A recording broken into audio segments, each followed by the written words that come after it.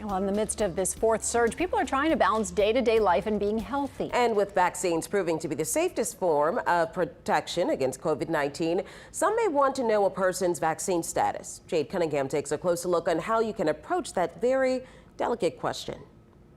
Are you vaccinated? A seemingly simple question that can be tough to answer. The context of that interaction and who that person is and where you are when you're asking that question is also very important. People are taking extra precautions these days, and in certain situations, some may want to know one's vaccination status. So is it appropriate to ask? LSU Health's Richard DiCarlo says the simple answer is yes. I think it's reasonable. It's a reasonable thing to ask because you're asking most likely because you're concerned about your safety and your health. Whether you're seeing a doctor, hairdresser, or having someone come to your home, it's perfectly legal to ask if they've gotten a shot or even to ask for proof. You have every right to ask that question. And if a person shows you their proof of vaccination, that's not a HIPAA violation either. They control that.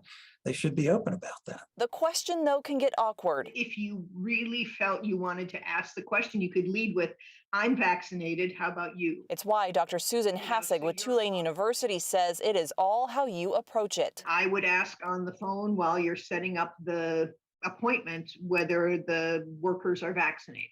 If you're in a restaurant, if you're making a reservation, you can call ahead and find out if the staff is vaccinated. And keep in mind, just because you ask doesn't mean you'll get an answer. You're not obligated to tell someone. Asking for a person's vaccination status can be tricky. It's really about the public health and our responsibility toward one another. But when done carefully and with thought, some say it can be beneficial for you and those around you. Jade Cunningham, Eyewitness News.